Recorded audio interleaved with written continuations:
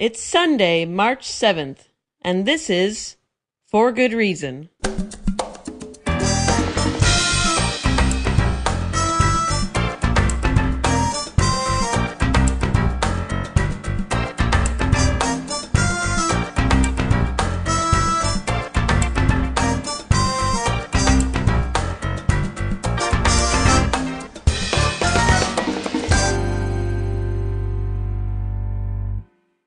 Welcome to For Good Reason. I'm DJ Grothy. For Good Reason is the radio show and the podcast produced in association with the James Randi Educational Foundation, an international nonprofit whose mission is to advance critical thinking, mostly about the paranormal, pseudoscience, and the supernatural.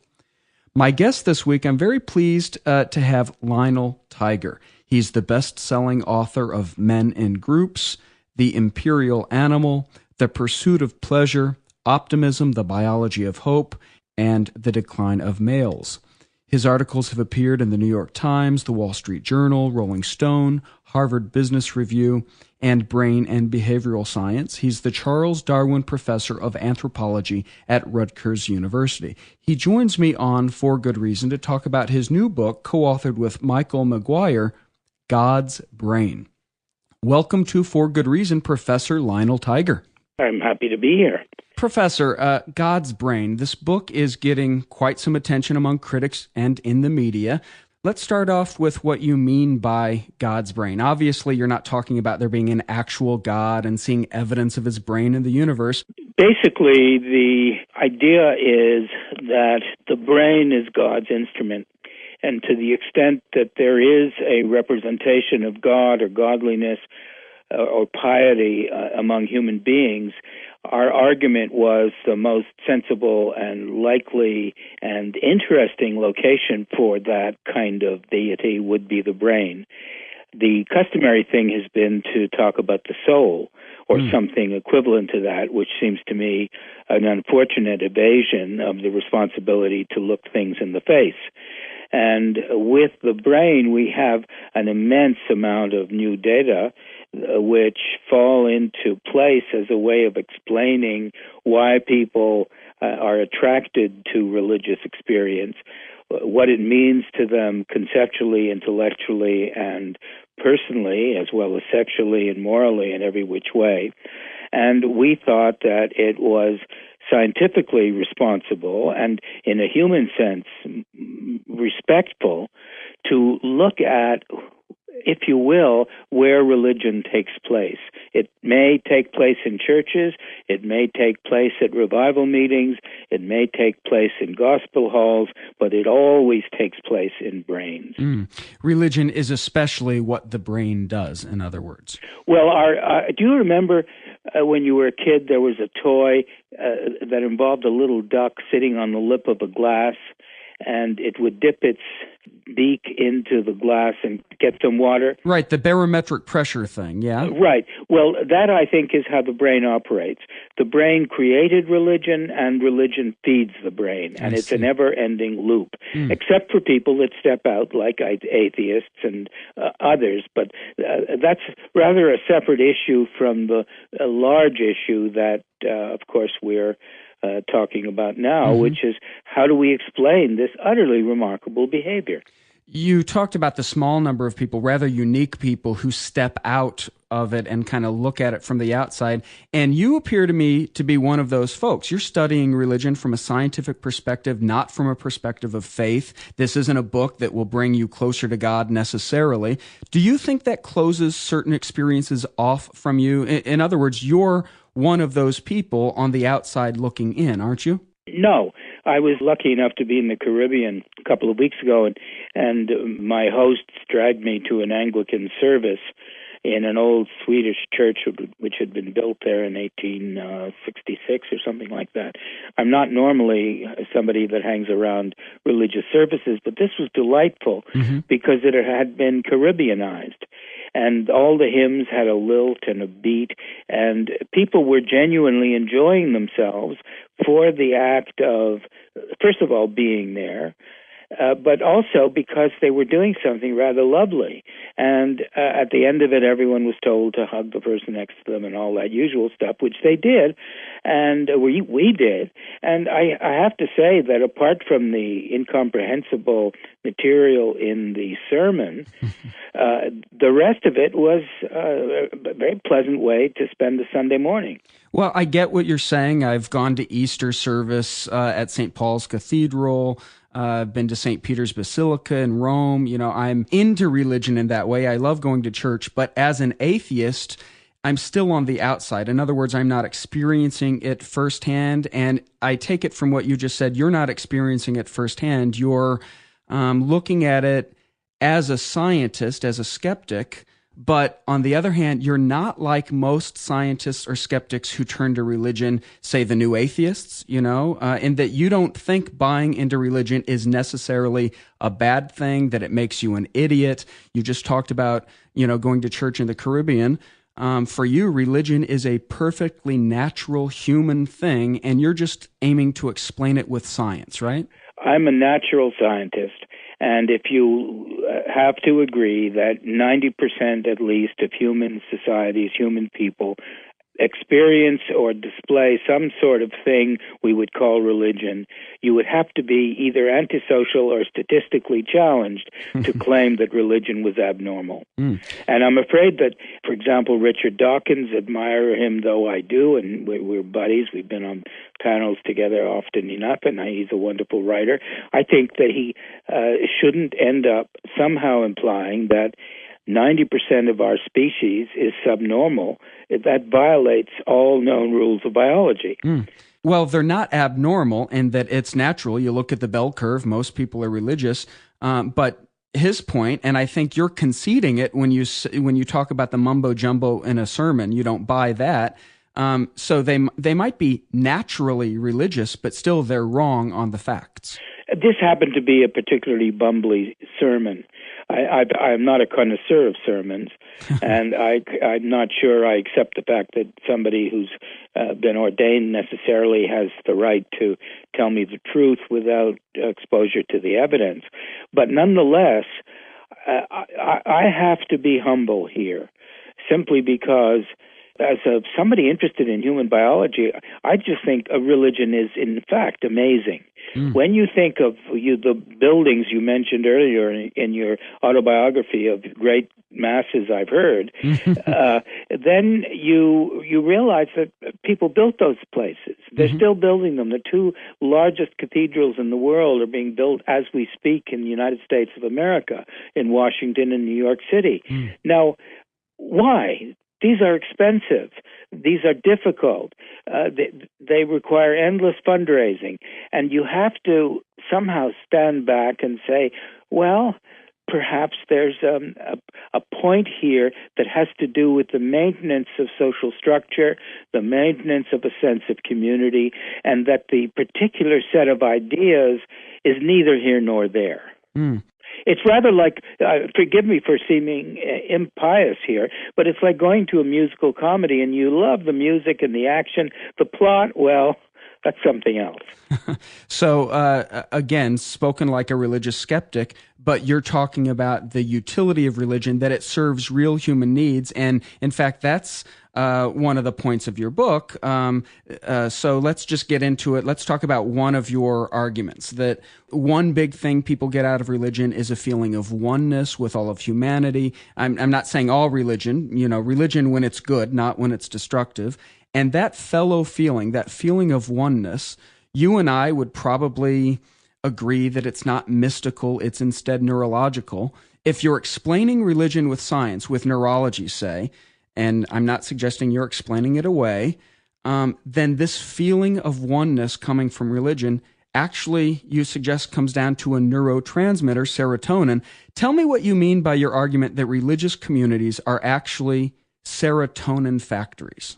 At this service, my famous attendance recently, the people were singing hymns. They were reciting various prayers, which again are not efforts to prove a point scientifically or engineering theorems. They were folk tales about this and that. And the music went on, and there was the officiating person who had beautiful clothes on, it was sort of exceptional in the sunny tropics to have a guy wearing this very elaborate costume. And he was poised in the center of the room. At the end, the room was quite attractive in a spare Scandinavian way because it had been built by Swedes. And then as people went for communion, which is interesting and rather visceral in itself, and then they left and he was at the door smiling, saying hello to everybody, shaking their hand, giving them a hug. And you can be certain that if you were to do a blood assay of what was going on in those parishioners' bloodstreams, you'd find a very decent level of serotonin, oxytocin, all of the juices that accompany affiliation. So if brain juice sloshing around in our noggin helps explain how sociable we are, how well we get on with other people, you're saying religion increases those happy brain juices, right? Serotonin, you mentioned the cuddle drug, oxytocin. Can't we get those not only just by popping a pill, but having other social institutions that work just as effectively? The question is, why haven't there been such institutions that operate as effectively?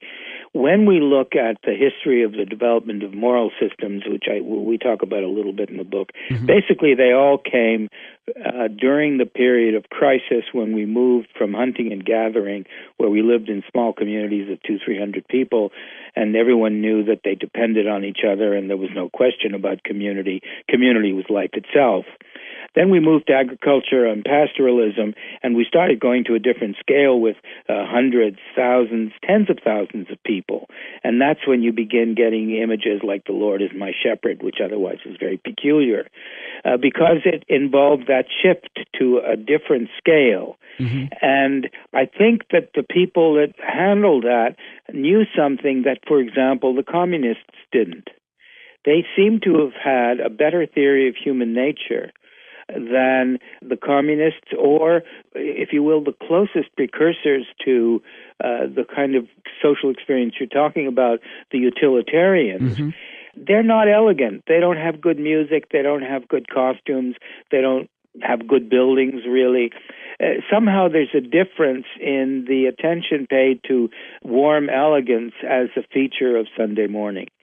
And again, I'm not saying this in criticism of very serious efforts to create new forms of society, new forms of human community, and new theories of equity and all that. All very important. Definitely. In fact, it explains for you so much of why religion makes sense to people. It's not just the supernatural stuff, but religion helps people come to grips with social inequity, gives them reason to be in community, and even if everything's not fair in the world. If you look at the history of American music, it basically comes from the gospel music. And the gospel music provided a way for people who were really in a fix, who had been given a very poor shake in life, a place where they could shake and they could feel important and they could feel somebody. And if it took Jesus or somebody to give them this citizenship, so be it. They also got some good music out of it. And so one of the features of religious communities is that everyone is equal, as a Catholic, as a Jew, as a whatever. Now, we know that that's not quite how it works, and that the local church has its own hierarchy, and et cetera, but the theory is that everyone is equal under God, and the fact that the religious impulse has a superior officer, if you will, virtually all the time, Allah, God, whatever, suggests that the removal, temporarily, presumably at least, of the implacability of hierarchy is very appealing to people. Well, that actually gets back to the previous topic, though, when we were talking about replacements for religion and, can humanism or rationalism muster enough to replace outmoded systems about hierarchy or the meaning of life or what's right and wrong. You're talking about religion making sense for people, social inequality, because it gives them possibly the illusion of the priesthood of believers or whatever, that we're all equal under God, can't secular social justice movements help people work against social inequality as well? Or would you consider all social movements of conviction to just be aping religion of sorts?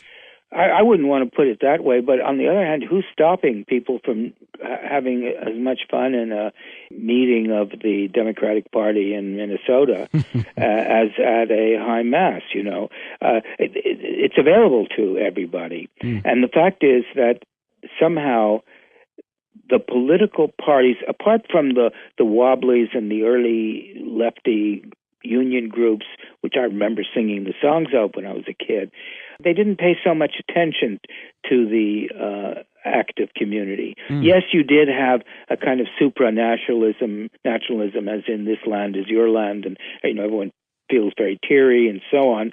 But then that's divided into parties and contests and so on.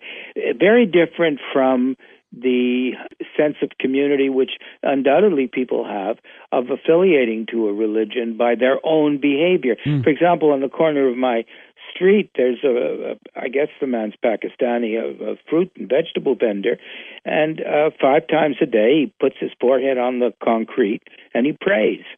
Now, this is a behavior so aberrant under other circumstances he'd be regarded as nuts.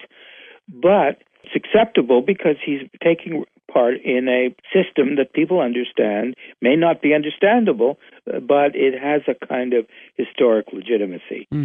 One development in the skeptics movement or the rationalist movement, also humanism, is the growth of these non-religious communities out there. There's a whole kind of burgeoning, they call it skeptics in the pub, right? Skeptics in the pub groups where people get together once a month or once a week to socialize over their libations, at some pub. I guess it doesn't have to be a pub. It could be skeptics in the coffee house. But here are communities growing up where people know each other's, not only their names, but their kids' names. They celebrate the passages of life, birthday parties for each other. I mean, it does seem kind of a paltry replacement for movable feasts or something, the high holy calendar or something like that. But it seems to me the first thing is the inner drive to connect in community, and religion builds on that. Are you suggesting otherwise, that religion feeds that, in fact? It's more efficient. What you describe is, and obviously can be, very heartwarming to the people who take part. It's what a lot of suburban life in North America is like. The tailgate parties. Right, bowling leagues or poker nights, not church singing groups. Yeah. However, communities also have not merely a desire, but they have a kind of need to be efficient. And if you can pass off this issue of community to some people who are specialists in it, then that's very interesting. I think it's important to bear in mind that whatever one thinks about God and theology and so on, religious people did shape up at Katrina. Faster than the governments, way faster than the government that we had at the time, and more ebulliently, more heartily, more self-sacrificingly. And that's a fairly common pattern. People in the United States still give more money to religions than to anything else. Now, you have to ask why they're doing it. Is it because they think they're part of a circle of generosity which they have experienced in their own religious, or if not religious, at least social experience connected with religion? It is true. The numbers show that religious people are more charitable. They give more to charity, and not just to religion, than secular folks. But on the other hand, and I just feel obligated to say that after the acts of God, with not only Katrina, but the tsunami a few years ago in East Asia, the secular community raised hundreds of thousands of dollars. And even Richard Dawkins Foundation recently for Haiti, I think it was non-believers giving aid. The James Randi Educational Foundation took part in that and raised $350,000 in a matter of, I think it was just days, from people who were self-described as non-religious. So I get your point, but I just want to mention. No, I think I appreciate what you say, and it's to be heartily if I may use the word blessed. But the fact is that human beings are generous creatures. We're committed to societies. We all understand the tragedy of the kids and those terrible ads with the cleft lip and so on. That's just easy. And you don't have to be religious or an atheist to respond warmly and generously if you're so inclined to that image. However, all I'm suggesting is that given the clumsiness of human arrangements very often, and the fear people have about whether their arrangements will sustain themselves, it's interesting, and that's all I'm claiming for it, it's interesting that religious organizations have been so skillful at managing this for so long, often against great opposition, and again, usually at some cost. If you look at the cost of tax exemptions and church buildings and all of that stuff, it's very, very expensive business, more expensive even than sports, I would think. I want to talk about some of the other claims you make in the book, really thought-provoking book to me. Many scholars of religion see religion as kind of initial or basic science, as a way to explain the mysteries of the universe. You go up to the big mountain, you have this numinous feeling, and there's thunder, and so what is it? It's angry gods to explain that as opposed to thunder. So kind of a rudimentary science. That's one explanation of religion. For you, it's also about deep-seated social, psychological needs that all of us as Homo sapiens especially have to reduce stress, and stress especially about death. So religion and death for you are really intertwined. Can you provide me, I'll give you 30 cents if you can, a better marketing device than the idea of the afterlife? Right. You go door to door, you say, join us, and you don't have to be dead when you're dead. An atheist goes door to door. My gosh, that's no sales pitch. Join us, and by the way, when you're dead, and we have nothing to give you. So no wonder one catches on. That's what you're saying. Well, because humans are maybe not all smart, but they're not stupid either. And if you have a choice of thinking about an afterlife or thinking about a no life, and somehow somebody can convince you that the afterlife notion is remotely plausible, even though there isn't a shred of evidence anywhere about it, notwithstanding that profound lack of evidence, people seem to think it's a worthwhile concept, if only because, and here's what's the important part, it helps them orient their current behavior. And so joining a community of fellow believers not only gives you a kind of salve for the pain of thinking about death, but it helps you behave in ways that kind of have other psychological payoffs. Again, coming back to the brain, the act of conviviality itself produces feelings of the cuddle juice, that sort of thing, produces a sense of life as warm, as expansive, as kind of agreeable. And the sense of community is always desirable for most people. And, we talked earlier about my own position here. I'm very fond of Max Weber's description of himself. He wrote 3 of the most magisterial histories of religion in the world, of the 3 major religions, but he called himself religiously unmusical. He understood it, he didn't get it. Right. And I think that there are many people that get it and don't care to understand it because that's not their job. Right. They hear the tune and they don't need to really understand the music behind it, the notes. They don't need to be able to read music in order to know the tune. Well, that's a good way of putting it, and I think what again, to come back to the original formulation here, what concerned Michael McGuire and me was that the idea of religion as a source of community or of explanation and so on had become so hot for reasons which were attractive in publishing terms and in dialectic terms and so on, but it just seemed to me that it was time to step back and say, wait a second, we've got this huge behavioral syndrome in our species. It doesn't come from the elbow. It doesn't come from the shoulder. Clearly it comes from the brain. McGuire is an expert on brains, and he understood serotonin well before others, along with his colleagues.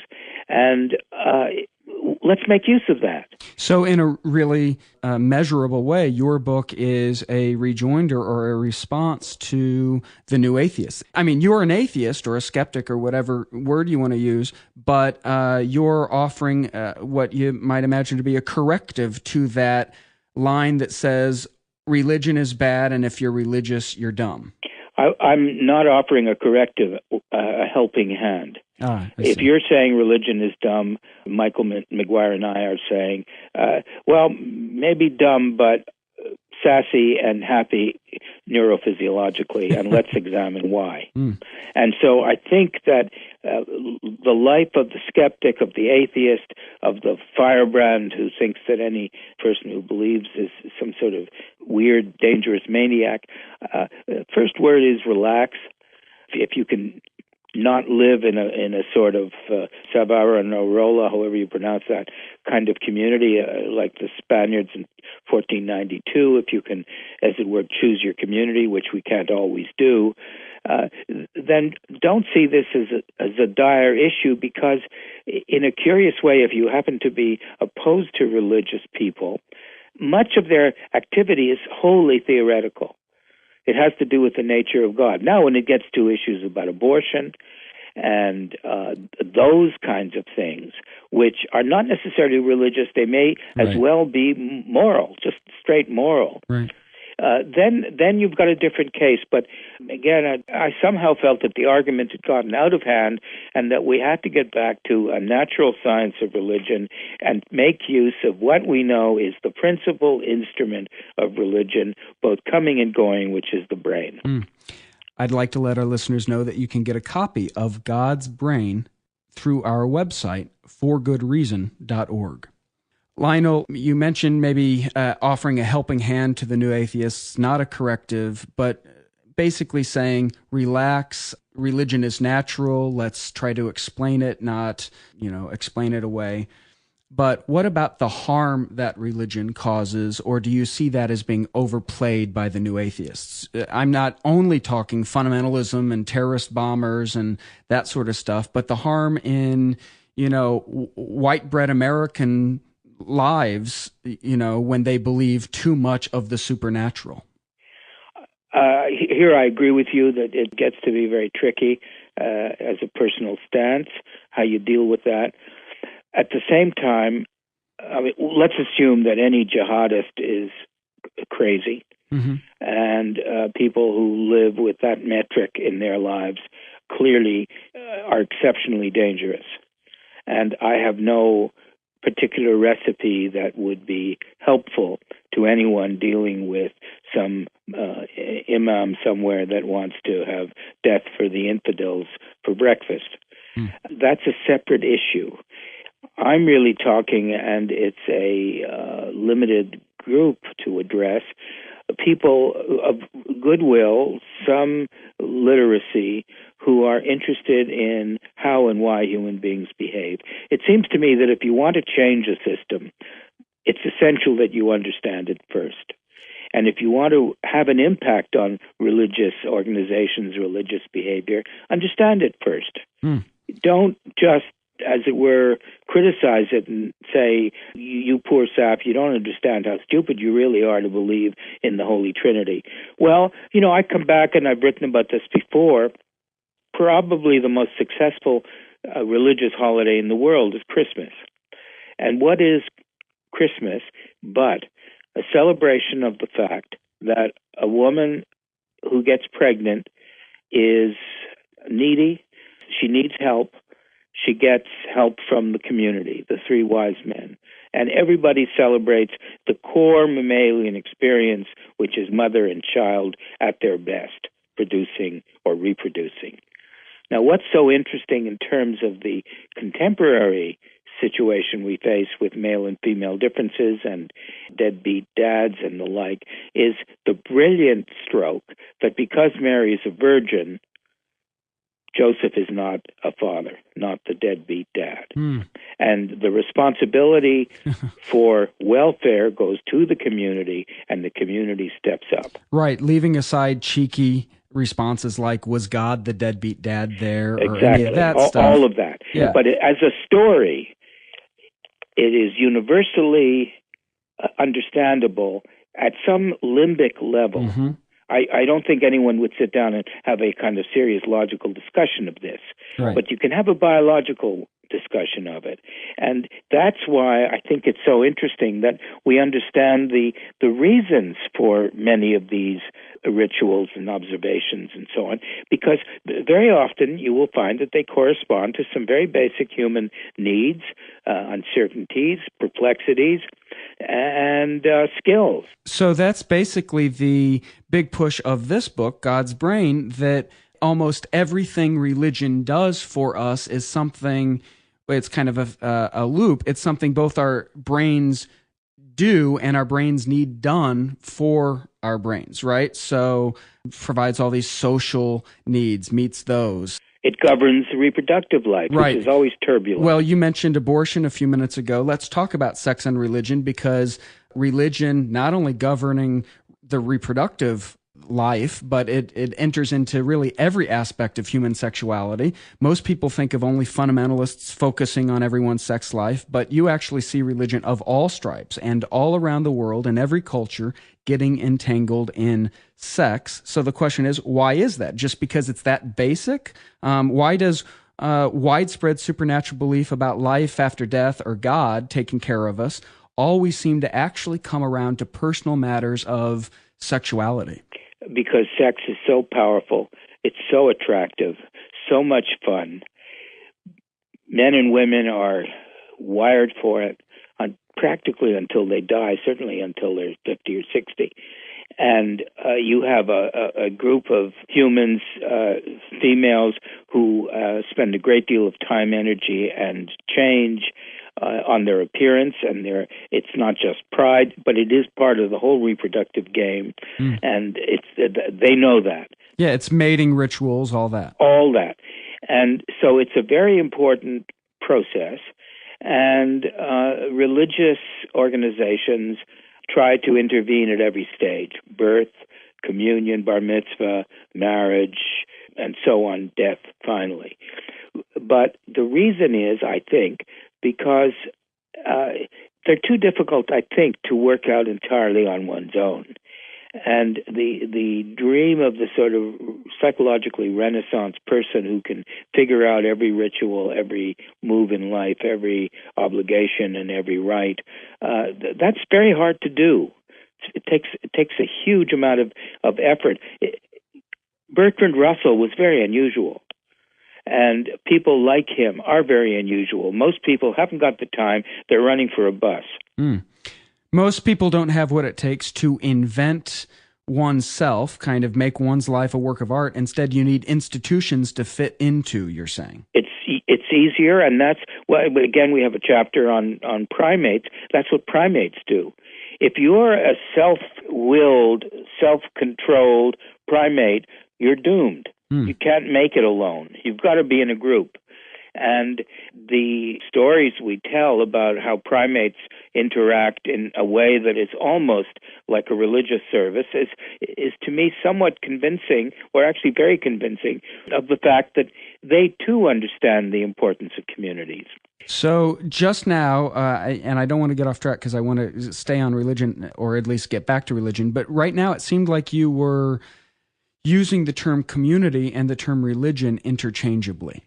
Yes, but not conceptually. It's just that they tend to go together. I see.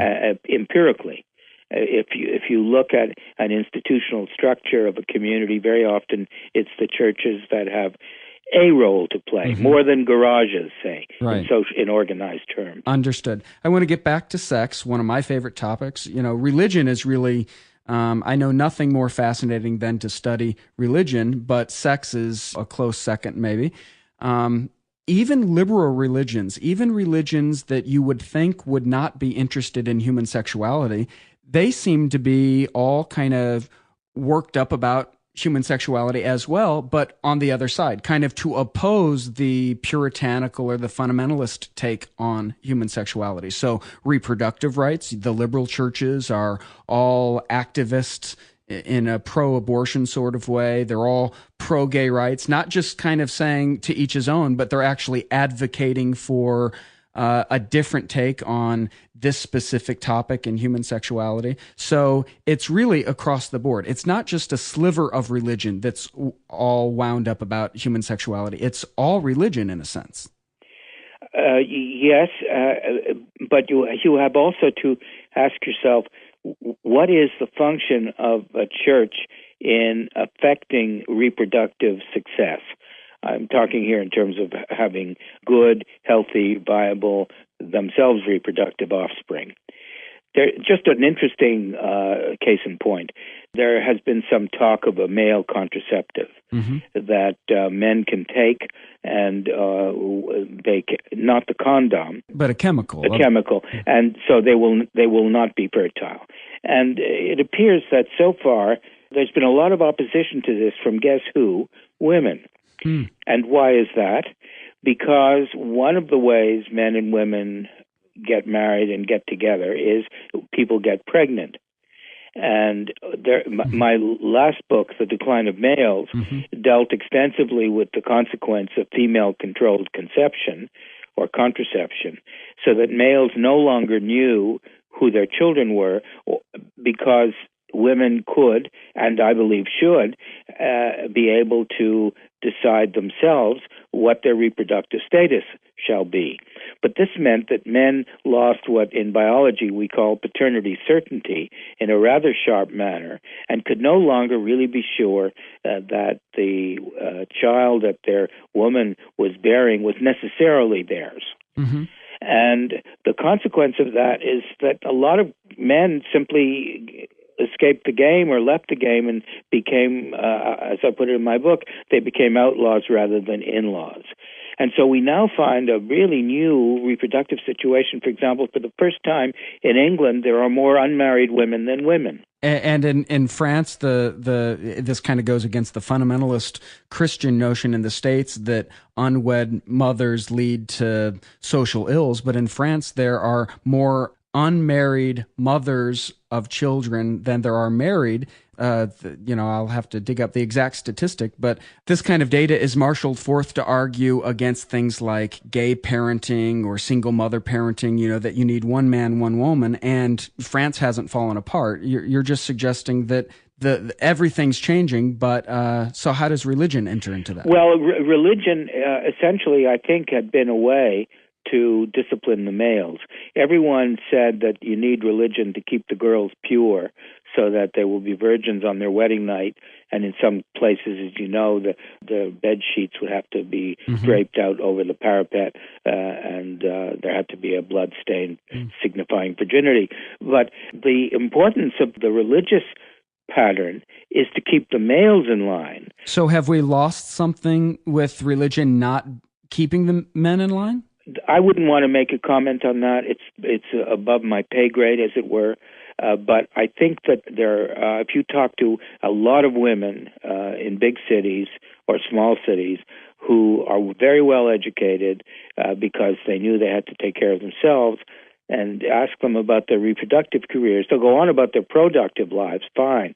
They work at Procter & Gamble, and they could do this and that, and they could take trips and so on. Ask about their reproductive lives, and they turn wan and say, well, I wish there was one good man. Well, it does, Lionel, sound like you're drawing a direct line between the reduction of the impact of religion and this negative social consequence. It really sounds like... I'm actually, what I am talking about is the introduction of technology in the form of the birth control pill. Yeah. And the religions were kind of taken aback by this. I don't think that, except for the Catholics, none of the other religious groups had any strong opinion about it, partly, I think, because they didn't fully appreciate the enormity of what was going on. The Catholics had some sense, and that's why they forbade women to use contraception and advocated the rhythm method and so on, haplessly. And they could still keep the men in line. They could, that's right, because the shotgun was always there. And when Susie came home and said, I've got good news for us, I'm pregnant, George said, oh, well, how wonderful. Now when she came home, she said, I've got good news, we're pregnant. He says, we? And until DNA testing comes along, which changes the rules right again, that was the case. And I think the change in the world has been profound, and it hasn't had a great deal to do with religion, because I think that finally reproduction is the primary driver of human activity, and religions have sought to control that, as they will, for example, in fundamentalist Muslim communities. But the fact is that even when you look at the women wearing headscarves or veils or whatever, most people think this is a sign of religious affiliation. It's really a sign to the men that I'm going to be a decent wife. Because I'm part of the community, so you can trust me. And there are many, I wouldn't say westernized, but let's say educated in the Western world, women in Muslim societies who still wear the burqas and consider it kind of pro-woman to do so. It's very mysterious to many of us from outside that culture, but it's quite understandable given the fact that sex is such a volatile issue. I had a student who did her doctorate with me at Rutgers University. She was an Austrian English woman, very, very bright, who married an Iranian, and they lived in the countryside. And she told me that she studied mate selection in rural Iran, and she told me that if you're walking down the street in Iran and you're a guy and you happen to just hit a woman by mistake, it's a crowded area, and you touch her, it's suddenly a big matter for families because you violated her sanctity somehow, and it's very, very tension-provoking. However, when she was pregnant, strange men would come up and pat her belly and say, wonderful, wonderful, because she was clearly already pregnant and the issue of paternity didn't arise. Interesting. Well, that's an extreme case. But on the other hand, it did happen, and it probably still happens. And that illustrates that there are complex social factors going into this. It's not just the tyranny of religion making women wear burqas. Well, I would be very upset if all people in my community were required to wear burqas. On the other hand, I can understand that in communities with limited resources, very strict hierarchies of politics, that this may have developed. And the other thing that Paula, my student, told me was that in Iranian rural life, there's supposed to be a very puritanical social existence. But she said, go upstairs to the sleeping alcoves and you'll see the walls plastered with Playboy bunnies, all kinds of raunchy material, because nice girls just want to have fun. Right, within the confines of nice society or something like that. That's right. So. That's right. So I think, again, that the idea of religion as a sort of portmanteau damper of all fun and exuberance and sexuality may be right in many communities. When we talk in our book about James Joyce's Portrait of an Artist as a Young Man, and you see the strenuousness and difficulty of his movement from being a pious Catholic to becoming a kind of writer that he was. Very painful. And most people don't go through that. They just either treat the entire matter less seriously than Joyce did, or they accept it and they say, fine, we have certain traffic rules, and stop when you come to a octagonal sign. Professor, we were speaking earlier about replacing religion if it could be done. Religion seems like it's here to stay. It's hardwired, or it's a function of the brain. That's your take. At the turn of last century, leading social thinkers, they all predicted the impending demise of religion. They talked about how society would continue to become secular, supernatural religion would be replaced with a in quotes, religion of humanity, yet supernatural religion persists. I think that there is a growing skeptics movement, atheist movement, something like that. So my question is, what accounts for that growing even as religion's here to stay? One of the important principles of biology is variation. And skillful communities enhance variation. I've often thought, for example, that one of the reasons that societies like North Korea or East Germany were and are so boring is because they don't have freedom of communication. And in a kind of primate community or a small-scale human community, we need everybody. We can't afford to shut somebody up.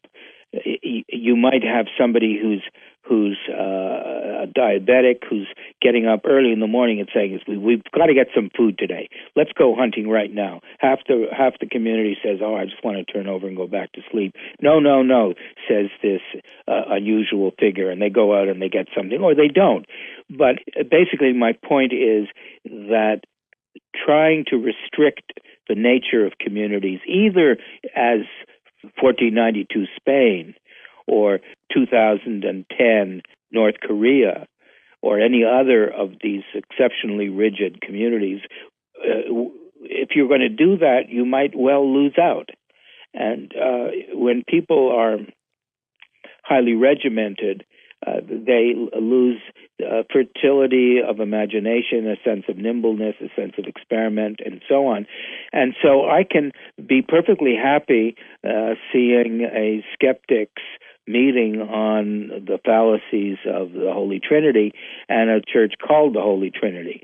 It doesn't bother me. It doesn't bother me now. It used to when I was younger, and I had grown up in Montreal, which has more churches per capita than almost anywhere else in North America, and also, incidentally, the highest ratio of rental as opposed to owned homes. As an aside, yeah. That was a community where religion was very, very important. And as a Jewish kid, I was always getting beat up because I had done this terrible thing to Jesus, which escaped my notice. But it was tough. And so I've always been very suspicious of religious zealots and uniform views on what you're supposed to think and what you're supposed to believe. At the same time, we now live in a world where people are constantly moving. Everyone's inside everyone else's skull with the internet and cell phones and every which way. And I think we have to adapt to a new velocity of interaction with people not like you and me or him and her. But that velocity of interaction, are you suggesting that at the same time the non-religious will be growing even as religion will persist and will never go away? I can't say. First of all, for groups to grow, they have to reproduce. And I don't know about the birth rates of the skeptic movement, for example. The secular left have a lower birth rate, say, than fundamentalist Christians. That's for darn sure. And that's non-trivial. Yeah, I see. And it's the same with Orthodox Jews who have 7 or 8 children. Mm-hmm. Or Mormons, etc. Exactly. And so one wants to look at numbers. How many divisions does the Pope have? Napoleon asked once. Numbers are non-trivial. And in places like India, Pakistan, where there are these religious divides, birth rates are important. Mm-hmm. So I think that's one measure, and you're quite astute in being able to drag up that fact about secular left and birth rates, because that's very important. It might well be that if you're a very thoughtful individual on the secular left, you spend a lot of your time and energy concerned with environmental issues. Overpopulation, you don't have kids, but therefore you're going to be bred out of the race. Exactly. And not that everybody has an irreplaceable, brilliant gene that it will be lost forever. Mm-hmm. But we're talking now about very large groups, and the very large groups in the world currently, the most influential and possibly dangerous are the religious ones. Mm. Remember, we used to fight over communism and capitalism. Was it better to own a store or to have a government-controlled monopoly? Well, who cares about that now?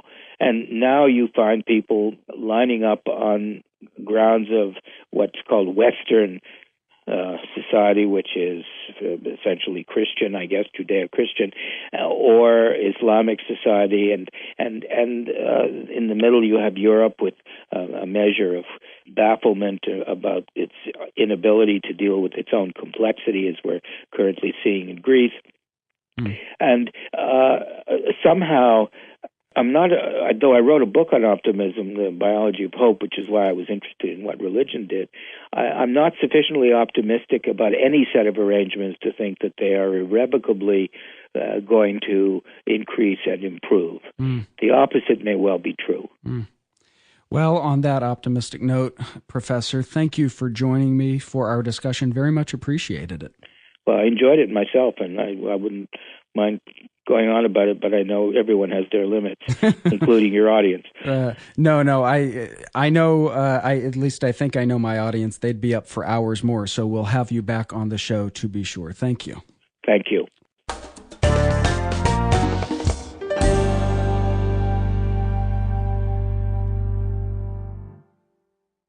And now, again this week, is The Honest Liar. Here's Jamie Ian Swiss.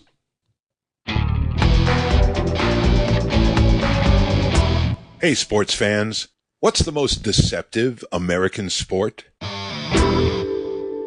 Major League Baseball regards 1869 as the year baseball was officially born as a professional sport, and research shows that the transmission of secret signals across the baseball diamond began the very same year, an element of the game that is not only crucial to its workings and very nature, but that is therefore as old as the game itself. Inspired by semaphores, Morse code, and the use of military signaling in the Civil War, baseball signals are a complex craft, one that players, pitchers, catchers, hitters, fielders, not to mention managers and a multitude of coaches, must master in order to be successful. And yet it is an element of the game that is invisible to most casual fans. If most of what you know about baseball is summed up by 3 strikes and you're out, 4 balls and you walk, well, then baseball might just appear on the surface to be the world's slowest and least interesting sport. But, not unlike the movie Microcosmos, which revealed the hidden world of insect life that is invisible to most casual observers, the game of baseball is also dense, with secrets, deceptions, and strategies that shift and change with literally every single pitch of the ball. Indeed, probably 1,000 such secret signals are communicated in a typical baseball game, not only among the defense, that is, from catcher to pitcher on each and every pitch, but on the offensive side as well, from the manager and coaches in the dugout, out to the coaches on the field posted near first and third base, and who in turn relay those signals to the hitter preparing to swing at the next pitch. This silent cacophony of signals without noise renders the game, for many fans like myself, a gripping and endlessly fascinating drama, as dense and duplicitous as a John le Carré spy novel. And indeed, it is the relaxed pace of the game of baseball that enables this subterranean channel to even exist, since a faster game would not permit the elaborate coded sequences used to communicate countless strategic decisions that managers communicate to players, including the steal, double steals, the hit and run, directing hitters when to take a pitch, such as on a 3-0 count, or when to lay down the bunt, or that glory of the game made famous by Jackie Robinson, stealing home. And like any good code, these signals must be difficult to crack in order to prevent the opposing team from secretly stealing your signs and using that information to their advantage. In fact, stealing signs is also as old as the game itself, since there are references to a team being caught stealing signs in the early 1870s, a practice that continues to this very day. According to a 2001 article in the Wall Street Journal, in the legendary 1951 playoff game between the New York Giants and the Brooklyn Dodgers, the Giants were allegedly stealing signs with a telescope. So in the game that eventually ended with Bobby Thompson's legendary shot heard round the world home run, Thompson might just have known what was coming. Now, the code itself, a sequence of gestures, can render a coach appearing as if he has been beset by a cloud of mosquitoes or a sudden case of indigestion, tapping and touching his chin, chest, nose, ears, hat, or belt buckle in a dizzyingly rapid sequence. And yet, even when all that is done, it might just be a single sign, the first or the last gesture, for example, that actually communicates the critical information.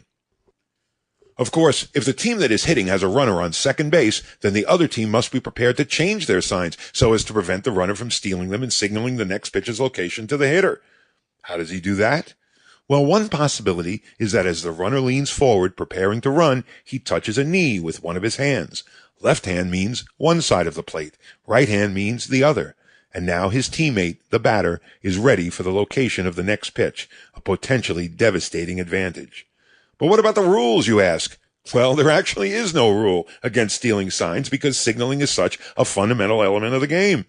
However, in recent years, management has indicated that they will frown on the use of electronic or mechanical equipment beyond the use of the human eye and hand. And thus the battle between signs and sign stealers continues evermore. Now, as the honest liar, I am interested in the countless ways that deception enters our daily lives. But perhaps in fairness, I should acknowledge a differentiation between deception and subterfuge. Most of signaling perhaps falls more in the category of subterfuge, whereas outright deception would be, for example, when the pitcher tries to keep the runners guessing by faking a throw toward first base, then fakes another throw toward third. Or in the rare but lovely case of a fielder faking a throw and hiding the ball for a moment from the runner in order to induce a runner to expose himself to a tag or a throw on the base path. So what American sport is most laden with deception? Well, this fan would suggest that it's probably baseball, not because of the crudely concealed use of steroids, a disgraceful but fortunately passing phase in the great game's history, but rather thanks to the beautiful coded deceptions that flash across the diamond before every pitch, invisible to all but the combatants and their fascinated fans. Could it be that this very element of elegant deception is what really makes baseball America's pastime? This is Jamie Ian Swiss, and I am the honest liar. Let's go Yankees!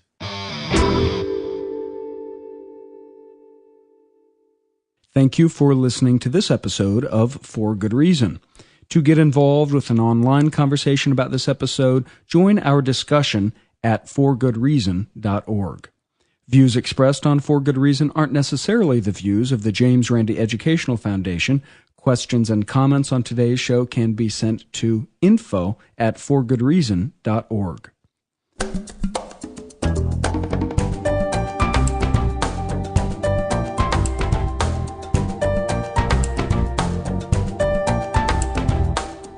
For Good Reason is produced by Thomas Donnelly and recorded from St. Louis, Missouri.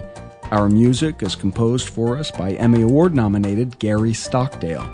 Contributors to today's show included Jamie Ian Swiss and Christina Stevens. I'm your host, DJ Grothy.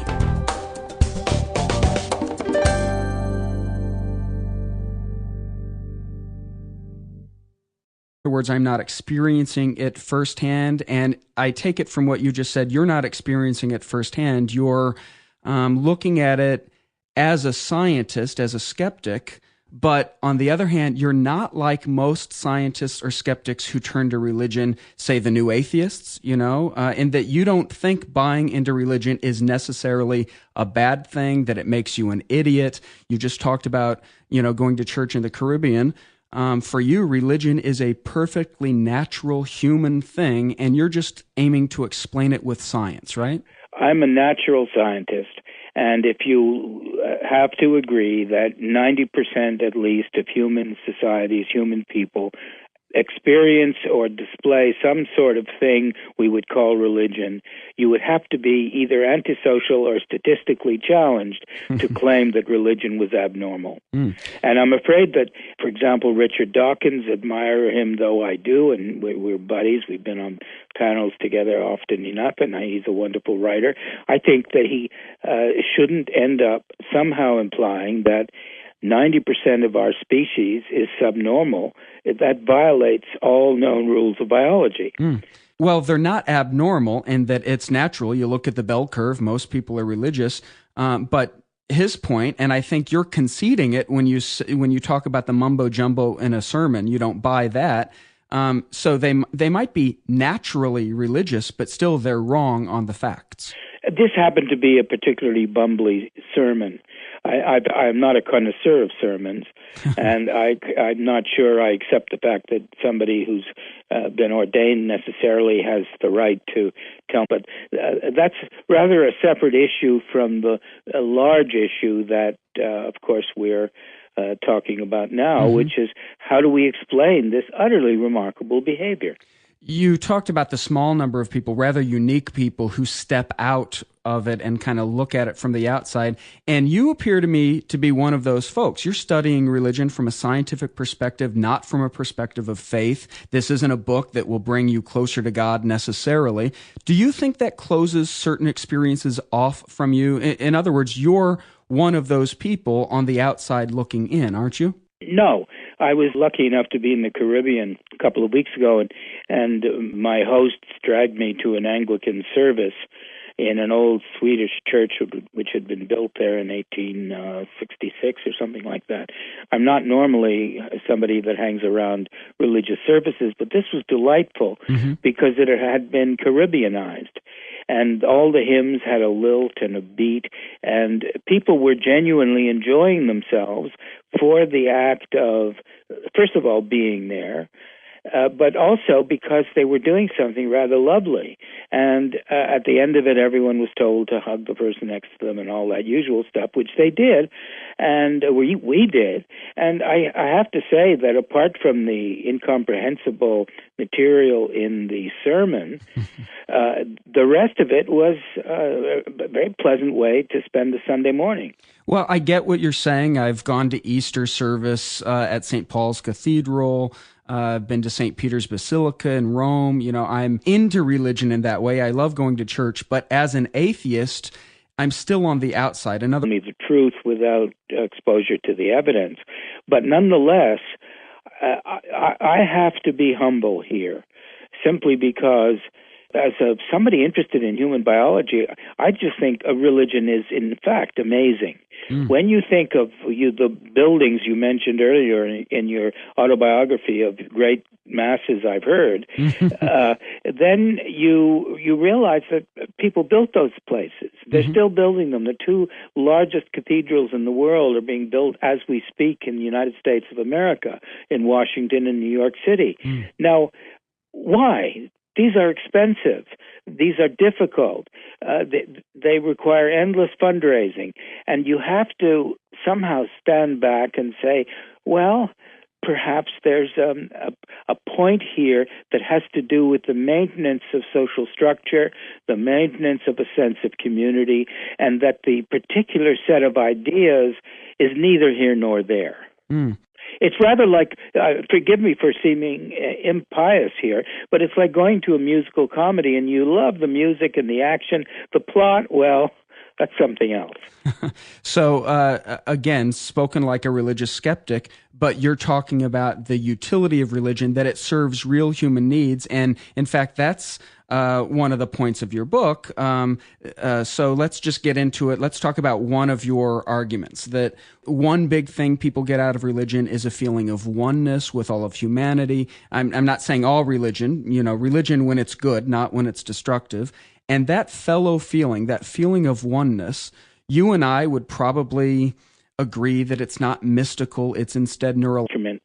And to the extent that there is a representation of God or godliness or piety among human beings, our argument was the most sensible and likely and interesting location for that kind of deity would be the brain. The customary thing has been to talk about the soul or something equivalent to that, which seems to me an unfortunate evasion of the responsibility to look things in the face. And with the brain, we have an immense amount of new data which fall into place as a way of explaining why people are attracted to religious experience, what it means to them conceptually, intellectually, and personally, as well as sexually and morally in every which way. And we thought that it was scientifically responsible and, in a human sense, respectful to look at, if you will, where religion takes place. It may take place in churches, it may take place at revival meetings, it may take place in gospel halls, but it always takes place in brains.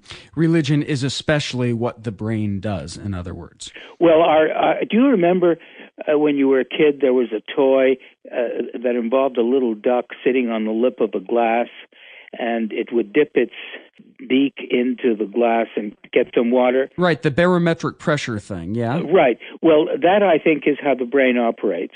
The brain created religion, and religion feeds the brain, and it's a never-ending loop, except for people that step out, like atheists and others. It's Sunday, March 7th, and this is For Good Reason.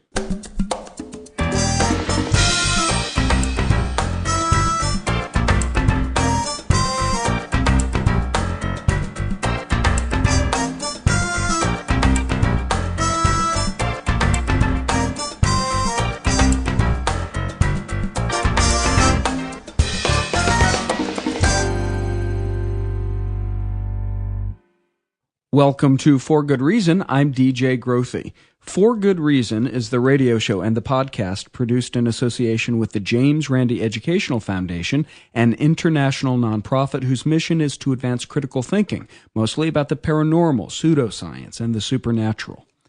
My guest this week, I'm very pleased to have Lionel Tiger. He's the best-selling author of Men in Groups, The Imperial Animal, The Pursuit of Pleasure, Optimism, The Biology of Hope, and The Decline of Males.